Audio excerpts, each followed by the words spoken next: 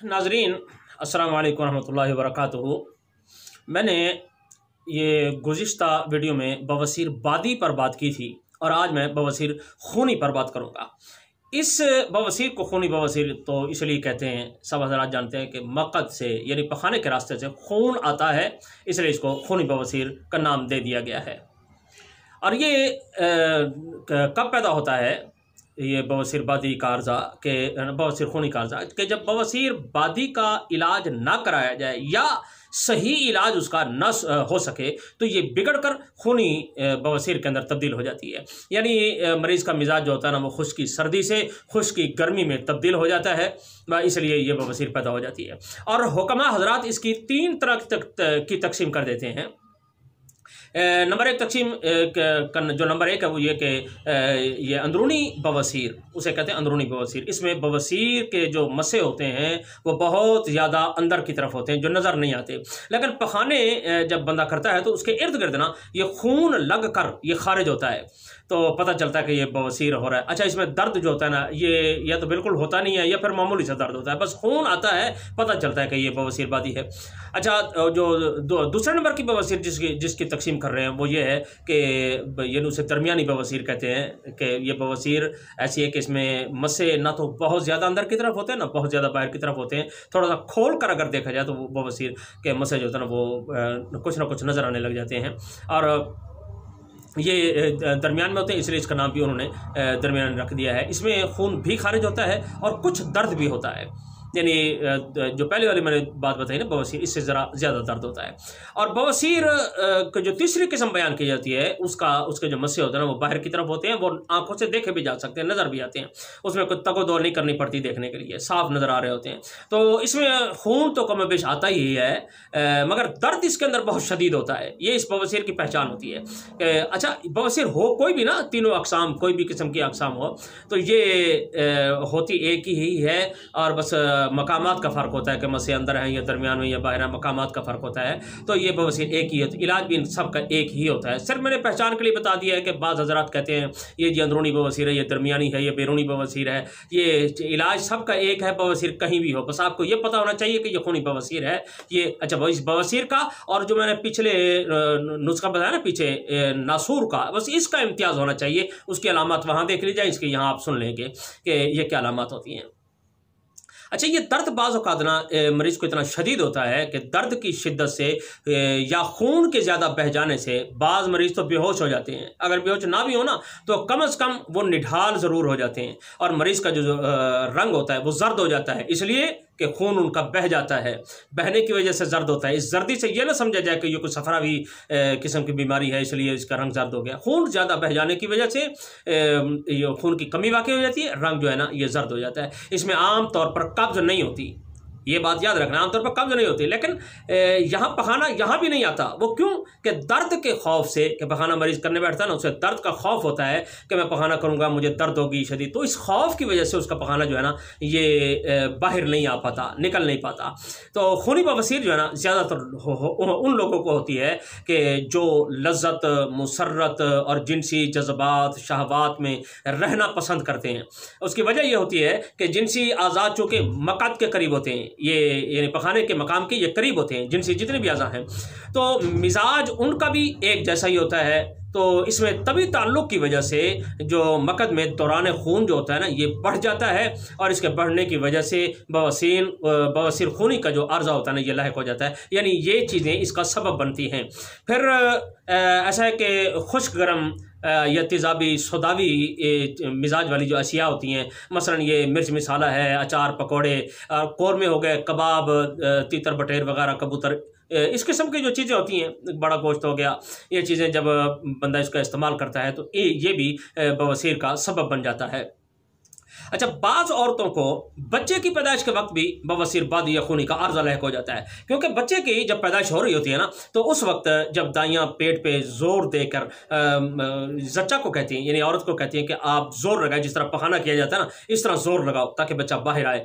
वो ऊपर वो ज़ोर दे रही होती है, नीचे वो जच्चा जो होती है ना वो ज़ोर लगा रही होती है, इसका दबाव पड़ता है मक़द पर, तो वहाँ जो ग्लैंड्स होते हैं ना वो सूज जाते हैं, तो वहाँ भी ये बवासीर का अर्ज़ा लाहिक हो जाता है। इसी तरह जब बवासीर का मरीज़ पखाने के लिए बार बार ज़ोर लगाता है, यानी कब्ज़ हो जाए और बार बार ज़ोर लगाता है, तो उसका भी दबाव पड़ता है मसों पर, मकद पर, तो वहाँ पर ये सूजन भी हो जाया करती है। और बाज़ की तो कांच भी निकल, जिसे आऊँ भी कहते हैं, ये कांच भी निकल आती है। ना तू आऊँ नहीं, सॉरी बोल गया, आऊँ नहीं तू कहते हैं सर की ज़ुबान के अंदर। तो ये कांच निकलना या तू निकलना, ये ज़ोर लगाने की वजह से बाज़ मरीज़ों की ये निकल आती है। वर्म शदीद हो जाती है और दर्द और ये खून जो था ना ये शुरू हो जाता है। मुसलसल खून बहने से रंग फीका हो जाता है, यानी वो जर्द पड़ जाता है और चेहरे पर भरभराहट सी आ जाती है। कमज़ोरी और नकाहत भी उन्हें हो जाती है, उठते बैठते उन्हें चक्कर भी आते हैं, घबराहट भी होने लगती है। इसका इलाज जो है ना, अब वो उसकी तरफ आते हैं। इसका इलाज ये है कि सफरा पैदा करके सौदा को हमने खारिज करना है, बस यही इसका इलाज है। ये सफरा पैदा करना है। सफरा जो होता है ये पैदा होगा, सौदा खुद ब खुद भाग जाएगा। ये जो सफरा है ये सौदा को खा जाने वाली चीज़ होती है, जो हमने सफरा पैदा करना है। बाज़ हजरात ना इसका ऑपरेशन का मशवरा देते, कहती ऑपरेशन करवा लो, और लोग करवा भी लेते हैं, निकलवा भी लेते हैं, या फिर ठंडी चीज़ें खाने से वो मर्ज़ को दबा लेते हैं। वक्ती तौर पर इससे फ़ायदा तो ज़रूर हो जाता है, मगर बवासीरी जो जहर होता है वो जिस्म में मौजूद होता है। ऑपरेशन करा लें, ये ठंडी चीज़ें खा लें, तो ये मर्ज़ अपनी जगह जो का तुम मौजूद है, ये एक दफ़ा ठीक हो के फिर दोबारा हो जाएगा, फिर ठीक है फिर दोबारा हो। ऐसे कई मरीज़ आपने देखे भी होंगे, सुने भी होंगे कि एक दफ़ा ऑपरेशन कराया, उसके बाद फिर उन्हें वो मर्ज़ दोबारा लाहिक हो गया, दोबारा उस मर्ज़ के अंदर मुब्तला हो गए। वो परेशान हो जाते हैं कि मस्से तो निकलवा लिए, लेकिन फिर पता नहीं कहाँ से पैदा हो जाते हैं। ये असल मसला यही होता है कि बवासीरी जहर जिस्म के अंदर मौजूद होता है, और मर्ज़ का दबाव कम करने के लिए बाज़ औक़ात ठंडी चीज़ें खिलानी पड़ती हैं। इससे यह होता है कि मरीज़ को फौरी तौर पर सुकून आ जाता है, तो ये खिलानी पड़ती है। लेकिन मुस्तकिल इस तरह खिलाने से ये मर्ज़ ख़त्म नहीं होता। अब मैं आपको इसका इलाज बताता हूँ, नुस्खा बताता हूँ, लेकिन नुस्खा सुनने से पहले मेरी एक गुजारिश जो मैं करता रहता हूँ कि यूट्यूब पर मेरा चैनल हकीम सनाउल्लाह ऑफिशियल के नाम से मौजूद है। जिन हज़रात ने सब्सक्राइब कर लिया है, अल्लाह ताला उनको जज़ाए खैर अता फरमाए। जिन्होंने अभी तक सब्सक्राइब नहीं किया वो इसे सब्सक्राइब भी कर लें, और लाल रंग की लिखाई में लिखा हुआ सब्सक्राइब जो लिखा हुआ है वहां भी आपने हाथ लगा देना है, और घंटी के निशान पे भी आपने हाथ लगा देना है। अल्लाह ताला आपको भी जज़ाए खैर अता फरमाए। अब आप ये नुस्खा समाज फरमा लें कि नुस्खा थोड़ा सा तवज्जो से इस्तेमाल फरमाएं, ताकि आपको ये पता चले कि नुस्खा बनाना कैसे है। मैं यानी बाद में तरकीब नहीं, साथ साथ तरकीब भी बता रहा हूँ मैं। ये गंदा का अमला सार आपने 70 ग्राम लेनी है, और मगज़, नीम ये और रसौंत ये आपने 60 ग्राम लेने हैं। काली मिर्च जो है ये 40 ग्राम है। नशादर ठीकरी और सुहागा खाम ले लेना है, उसे बरियाँ करने की ज़रूरत नहीं है, बरियाँ करने की ज़रूरत नहीं है। इसी तरह कलमी शोरा, ये चीज़ें आपने 10-10 ग्राम लेनी है। नशादर ठीकरी, सुहागा, बरियाँ और कलमी शोरा ये आपने 10-10 ग्राम लेनी है। देसी घी या आपने अंदाज़न 40 ग्राम, मैंने अंदाज़ा बता रहा हूँ। और दूध जो है ये तकरीबन 500 ग्राम ले लेना है। दूध कोई भी हो, यानी भेड़ का है, बकरी का है, या गाय का है, भैंस का, कोई भी दूध होना चाहिए। इसमें ये ना पूछते रहे कि कौन सा दूध लेना है। अब आपने ऐसा करना है कि गंधक अमला सार को आपने पीस लेना है। पीसने के बाद ना आपने किसी बर्तन के अंदर डालना है, सौड़े मुंह वाले बर्तन हो, यानी नीचे जो जगह उसका जो तल होता है ना वो तंग हो, उसके अंदर गंधक डाल, उसके ऊपर ना हमने ये 1-1.5 चम्मच 2 चम्मच हमने घी डालना है। बस ये देख रहे हैं कि इतना तंग होना चाहिए कि हम घी डालें तो वो गंधक उसके अंदर डूबी रहे। हमने इसको आग के ऊपर रखना है, गर्म करना है। ये पिघलेगी तो अगर नंगी रह गई तो फिर ये आग लग जाती है गंधक को।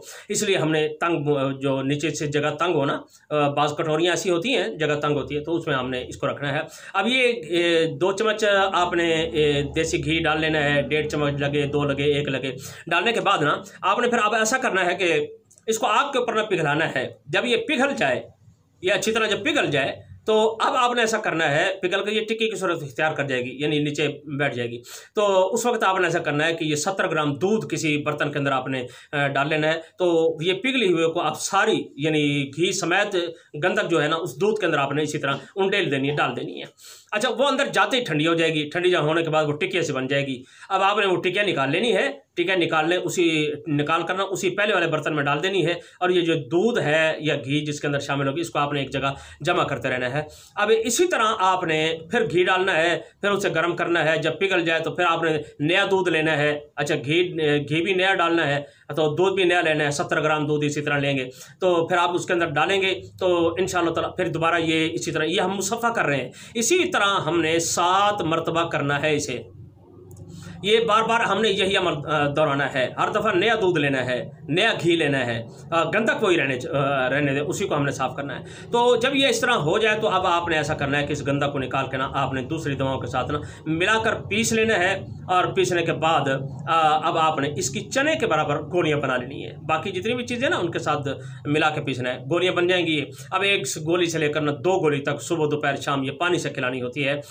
یہ ایک بہترین نسخہ آپ کو میں نے بتا دیا۔ اب دوسرا ایک نسخہ میں آپ کو بتا رہا ہوں کہ وہ بھی آپ نے اس کو ضرور بنا لینا ہے۔ یہ رساؤت لینی ہے، رساؤت، پھٹکڑی سفید اور گودنتی، یہ آپ نے 50-50 گرام لینی ہے۔ یہ 3 چیزیں ہیں، رساؤت، پھٹکڑی سفید، گودنتی، 50-50 گرام لے کر آپ نے اب ایسا کرنا ہے، اس کو پیس لینا ہے۔ پیس کے 500 ملی گرام والے 500 mg والے جو کیپسول ہوتے ہیں نا، جنہیں 0 سائز کے کیپسول بھی کہا جاتا ہے، تو وہ کیپسول آپ نے بھر لینے ہیں، اور یہ کیپسول آپ نے صبح دوپہر شام یہ 3 مرتبہ آپ نے کھلانے ہیں۔